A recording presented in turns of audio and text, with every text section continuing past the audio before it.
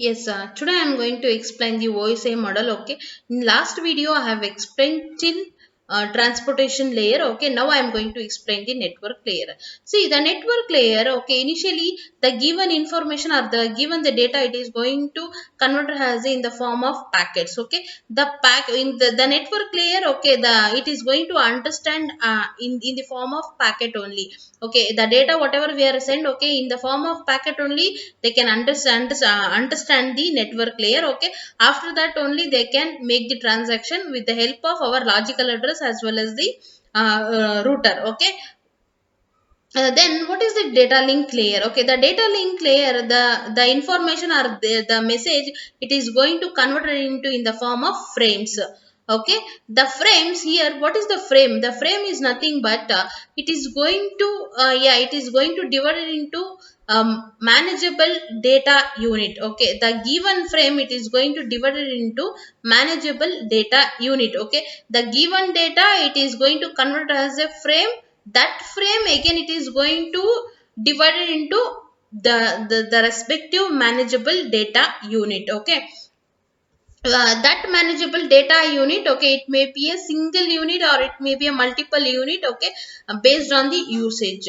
Okay, see this data link layer. Okay, it have there like many number of responsibilities. Okay, the function is the first one is physical layer and second one is access control, error control, flow control. Okay, these all are the responsibility of our data link layer. Then what is the physical layer? The physical layer, okay, it is nothing but our like whatever the IP address is there, right, that we call it as a physical layer. Okay, that each and every data, okay, data or information, okay, it have the address. Okay, based on that address only it is going to send the data to that particular destination. Then next one is what is the error control? The given data, okay, it can have the any like noisy or it can have any problem in that particular data. Okay, it is going to retransmit it once again, means it is going to identify the fault that particular data, and like after that again it is going to make it correct, then it can resend to that particular destination. Then what is the access control? The given one channel, okay, they can access the many number of devices in that particular link, that we call it as a access point. Okay, or access control.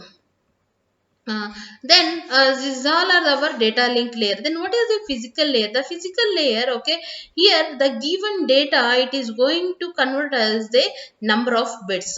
Okay, that bit it is going to encode it with the our zeros and one value. Okay, if it is zero, no value. If it is one, means okay, we have the value. Means zero means negative and one is positive, like that. Okay, it is going to encode the data with the help of signal. That signal it holds the value that value should be a binary value, that is zeros and ones. Okay, in the form it is going to transfer from one data to another data. See here, the physical layer it is going to transfer from one to another. See, this is what our OSI model. Okay, then next one is how the data it should be. See here, the exchanging using the OSI model. See, it should like top layer to lower level. See this, with the help of transmission media, our physical layer it is going to send back to at the receiver side. Here again from lower layer to higher level, finally it is going to reach the destination. See the same thing also in this our OSI model. See, from lower level to application to physical from the user side. Then after that again from the receiver side also, from physical layer to our application. Whatever the data it is going to receive from the sender side, okay, at the physical layer, the same data it is going to have at the our receiver side, that it is going to send it back from lower level to higher level. See, this is what our OSI complete structure. Then what is the data rate limits? Here the data rate limit it is very important of our data communication. Okay, means it is going to tell us about how the fast we can send the data. Okay, it should be a bit per second. Okay, or it should be a band. Okay, like it is going to calculate with the two factors, sorry, three factors, that is bandwidth as well as the signals and and one more is noisy. Means if like bandwidth means okay frequency, based on the frequency it is going to measure the data as well as the levels of the signals. Okay, that is also they can use the they can use the data rate limits. Then one more is quality of the channels, means the quality of the levels. Okay, that okay, that also in that quality of channels they have any noisy signals or they have any noisy or incorrupted data is there, like that each and everything it is going to checking at the data rate limits.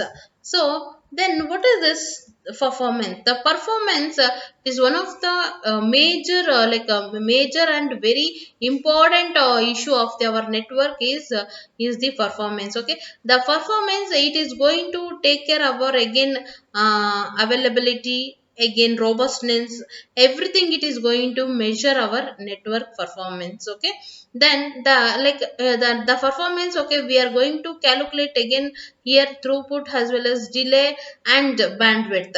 The bandwidth, okay, it is going to tell us about the capacity of that particular system or the particular host.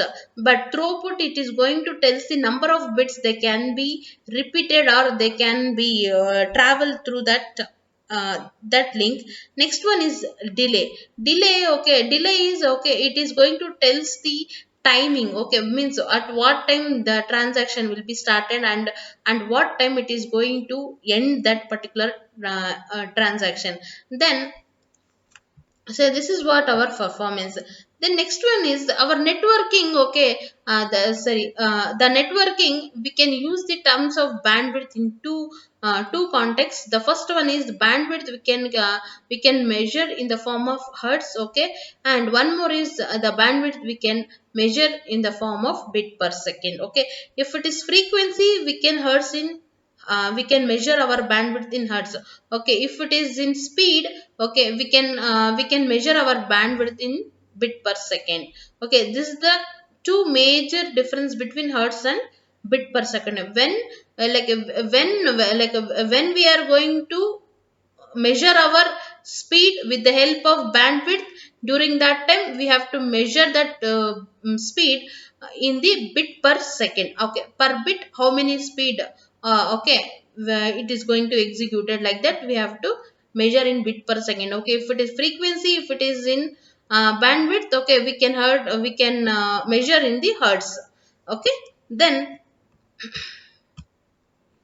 next one is transmission impairment. Okay, the transmission impairment, okay, it is going to tell us about the okay, it is going to tell us about the it is not a perfect of that particular transmission of medium, because like which are not perfectly imperfect of the particular signal. Okay, that we call it as a impairment. Transmission impairment means during the transmission, okay, the given signal it is not a perfect. Okay, means that signal it have some of the problem in that signal, so that we call it as a transmission impairment. Then we have three types of transmission impairment. That is, first one is attenuation, distortion and noisy. What is the attenuation? The attenuation it is going to tell us about the energy of that particular signal. Means okay, while transforming or while transferring that particular signal, okay, in between it is going to lose their energy. Okay, how the signal it is going to reach at the destination. Okay, see this is what our see this is our original signal. Okay, it is going to transfer transfer the signal with the help of amplifier. The amplifier, okay, wherever the energy will be goes down, okay, by using amplifier it is going to again give the correct format of energy. Means it is going to again enlarge or enhance that particular energy in the in the particular time. Okay, our amplifier it is going to amplifies the energy and it is going to give the original form of our signal, that we call it as a amplifier. See, in between our signal will be come down again with the help of our amplifier it is going to amplifies the energy and finally we got it exact signal. See, that we call it as